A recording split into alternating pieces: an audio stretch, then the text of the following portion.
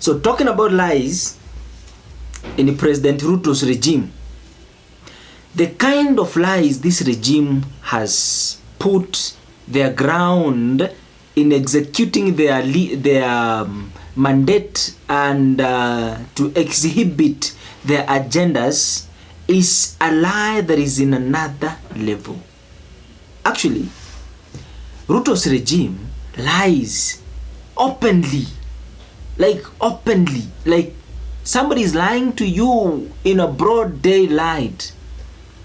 When you spot the lie, you are arrested because you are violating the law. Now, the law comes in when lies are spotted. This is the magnitude of lies, false promises, falsehood in President Ruto's regime. It doesn't care. Actually, guys, somebody is talking about we have jobs in Qatar, we are creating jobs abroad. But then we are hearing rumors in the ground that no, we have not actually signed any contract, or there's no jobs that you have agreed with the president of Kenya, with our country. I like how Trump is treating his leadership. He says no gazing. We don't need to play down with the NGOs and some sort of organizations who want to be favored or something. No, we stand for the truth, and that's the level of the kind of leadership that this world need. And actually, that makes you as being a superpower, because why are you lying to the people? Why are you actually? Trump said family first. Why can't we just put out our values openly for everybody to understand what it is? During my regime, I want you to know I will not love lesbianism, gayism, all sort of nonsense that has not been there. This nonsense which has been introduced by the new kind of phase of life or something, no, I will not love it. Why can't we put it out just open like that instead of beating around the bush? Okay, in the case of Ruto, the president of Kenya, the president of Kenya is somebody told me the president of Kenya is naive, and I guess that statement is very true, and he doesn't want to be told wewe ni mushamba, hataki kuambiwa. Akona kichwa ngumu, yani anaona kama yeye anajua, yeye ndio kusema, yeye akona vision kubwa. Sometimes ukiwa na vision kubwa, share with people, it will melt down and to understand where to begin from. You see, sasa the president is kind of naive, and because of naiveness, and develop an ego that will show people that he knows what he's supposed to do. He lies. You spot the lie, you are abducted, you are arrested, and you are accused of abusing the law. I want you to take your moment and watch the following clips. Actually, Sifuna just said, he said in his video, he said, in Kenya nobody is safe. Nobody is safe. Because there's people are killed anyhow. People are abducted anyhow. People get lost anyhow. Accidents happen, in a mysterious way you don't understand. Things are happening in the you wonder, are we really living in our country? Yeah? Jobs abroad, ghost jobs, things that are not really happening. Projects which are proposed, they're not even existing. Lies after lies after lies. But now let's just speak for the records. This is our country. When the president leaves, he goes with his own agendas. And when a different president comes in, he will come in with his or our own agendas. When do you think this country is going to stabilize and have a steady flow of growth? I have a suggestion. What if we think as Kenyans, in conjunction with the three arms of the government plus the citizens, why can't we suggest this way? we decide exactly the objectives that we want to achieve in the next 30 good years. And we say any president that comes in must fall in the category of those agendas. He is coming in to fulfill those agendas. If he comes in and goes contrary with the agendas that we stated, then that is a traitor. Now we are able to spot and say, no, this is what we said. What if? Because now you wonder, because Uhuru Muigai Kenyatta went with his 4 agendas. And now we have Ruto's agendas. And of course we had Mwai Kibaki's agendas. Now which one is being fulfilled? And what can we do about it? How are we growing as a nation? You see, how can we take a record of growth as a nation? I don't know if you view this Kenya the way I do. Because I'm wondering, am I part of this country?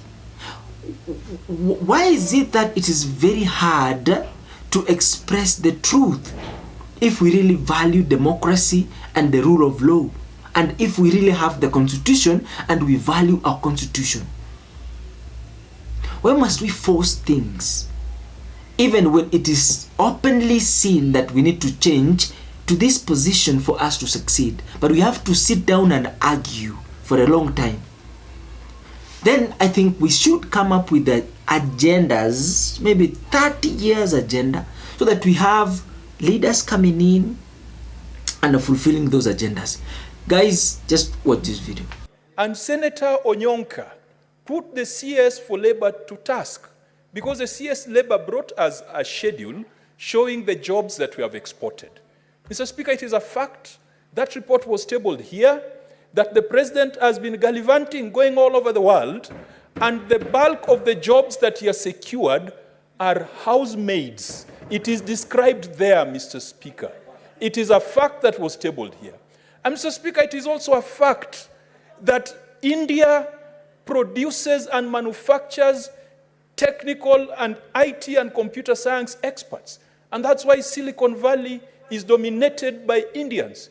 Mr. Speaker, can the majority leader, even in challenging, yes, we had a good education at Moi University. That's why I'm here. But if we are exporting labor, if that is one of our products, if diaspora remittances are bigger than the returns from coffee and tea, Mr. Speaker, that means that the production of labor is our biggest industry. But Senator if we are producing house girls, Mr. Speaker, we should be ashamed of it. According to the public participation results for that constituency, the total number of people who participated is given as 43. Those who are in support are given as 70. Out of 43 participants in a public participation event to remove Mr. Gachagua, out of 43, 70 approved. My Lord, that's the case before you. This is how we have treated His Excellency regarding Gachagua, my client.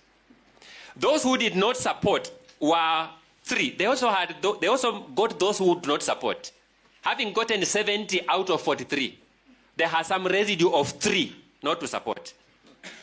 The percentage of those who support was 162.79%.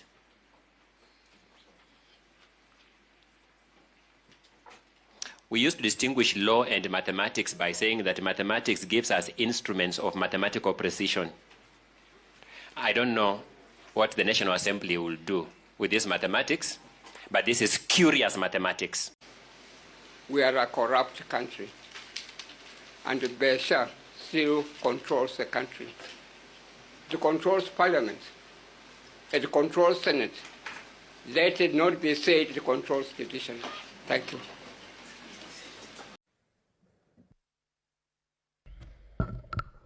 Honorable Speaker, allow me to make a brief comment on the statement that has been sought by Senator Beth Siengo. Just a few days ago, Honorable Speaker, I accompanied the Member of Parliament for Kamkunji to the office of the Inspector General of Police, Douglas Kanja, and we were discussing the spate of murders across the country. I want to persuade my colleagues that this is a national security situation. It is not just something that can be defined along the lines of gender. Honorable Speaker, because in the past few days we have also seen victims of the male sex also being brutalized and killed in the most inhumane manner. I'm sure all of you have heard the story of Willis Ayeko, the HR manager of Wells Fargo. And there appears to be a problem in the country, Honorable Speaker. In the case of the Kamukunji 3, a mother, Waris Dawood, together with her daughter Mina and nephew Nuseiba, were all killed, Honorable Speaker, and their bodies dismembered and scattered across 4 points, 3 in Nairobi and 1 in Machakos. In fact, some of the body parts were being recovered from South Sea after the bodies had already been brought to Nairobi. And Honorable Speaker, when I went to City Mortuary together with the Yusuf, the MP for Kamukunji, I can say without doubt that that is the most inhumane act that I have ever actually had to witness because of the extent of the mutilation of the bodies and the sort of torture that they must have underwent. There's a problem in this country. If a criminal can actually pluck you from the street and move around Nairobi with a dead body on board, more than one dead body, in fact, Honorable Speaker, throw a piece of you in Bahati, throw another one in Parklands, throw another one in South Sea, and throw another one in Machakos, there has to be a problem with the way our security system is organized. What happened to all the Nyumba Kumis we used to have? How come? I asked the Inspector General of Police, what happened to the command center that I saw the former president launching of all the CCTV coverage in Nairobi? How is it possible that people are encouraged to do such things?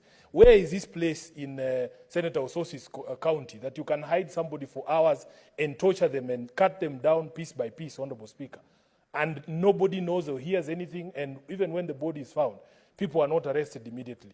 I am happy at least the IG of police assured me that in all these cases they have very serious leads, and true to his word, I can see that they have been arrested in some of those cases.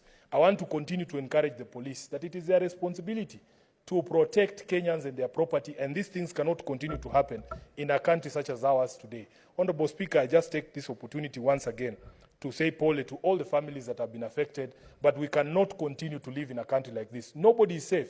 Remember, Honorable Speaker, even the MCA from Wajir, up to today has not been found, Honorable Speaker. So let us not sit here thinking that we are immune to these things.